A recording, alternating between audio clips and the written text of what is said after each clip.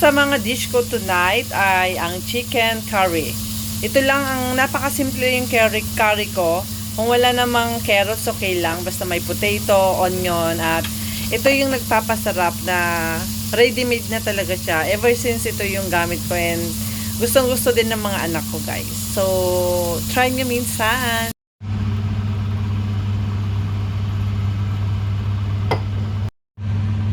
I think mainit na ang mantika. Ilagay na po natin ang i-fry natin konti ang potato. Ayan. Ay, ang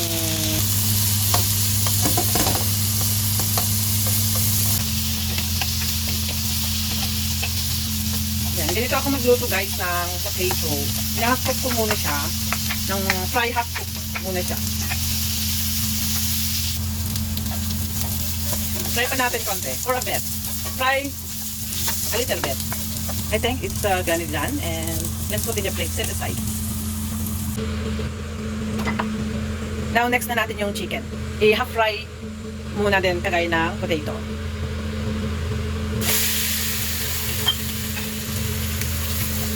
Wala akong nilagay dito na marination. Nilinisan ko lang siya. Kasi yung sauce mo na gagamitin natin sa curries, andun na lahat yung sangkap. Ayan. Yung fry lang natin for a bit, guys. So, yung chicken na naluto natin kaya agad, sinet aside. And now, time to cook the onion. Yan, time to fry the onion. Ayan. Ayan na, onion. Patay lang natin, guys. Until it will become brown. Or malambot ang kanya, or diluted. Bango. Super bango. Naamoy ko siya. Hindi niya naamoy kasi ako lang nakakaamoy. Ayan, guys, habang niluluto po ang ating sibuyas, i-ready na po natin ang sauce curry. So, ilaw-fry ko muna siya. Ayan. Chicken curry na gagamitin. Pwedeng gamitin sa pork, beef, and chicken, or all around. I like it very much, this one kind of curry sauce, kasi it's very yummy. You see? Oh my God! Super yummy talaga siya, guys. I-open na natin ito, guys. Let's open. Kasi ang laman nito ay 2 pack. So, gagamitin natin ang 1 pack. Gagamitin ko isang 1 pack na ganito yan. So, tasad natin yan. For the other day.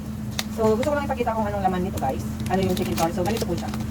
So, ilalagay lang po natin sa sauce natin mamaya. So, ayan, guys. Ito na yung later on, lagyan natin ng hot water for the hot water, guys. O, diba? Walang kahirap-hirap. Sibuyas, potato, and chicken lang kailangan. Tsaka, syempre, hindi mawawala ang curry sauce. So, lagyan natin ng tubig. Ayun. Ayan. So, lagyan pa natin konti. Ayan ta, guys. Time to put the curry. So, ayan lang natin na ma-dissolve. I-dissolve natin hanggang maging malapot siya. Ayan, guys. Na-dissolve na ang chicken curry sauce. So, wait lang natin. Haluin natin hanggang ma-dissolve talaga siya kasi kailangan walang makitang buo-buo. Hindi natin makitang buo-buo. So, meron pa konti. So,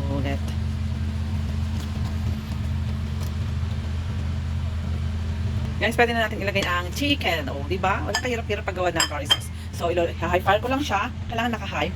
And then, halayin na lang natin munang kumulo for a while para ma-absorb yung chicken ng sauce, yung curry sauce.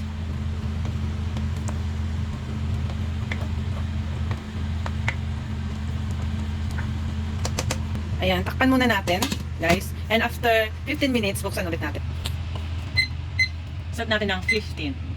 Buksan ko kasi time na ilagay na po yung potato. Tararan. Okay, stir lang natin. Stir.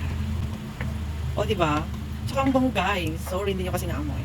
Super, super bango siya. So, wait natin na matapos yung 15 minutes. So, i-cover ulit natin. Ayan, 15 minutes later. Ayan, guys.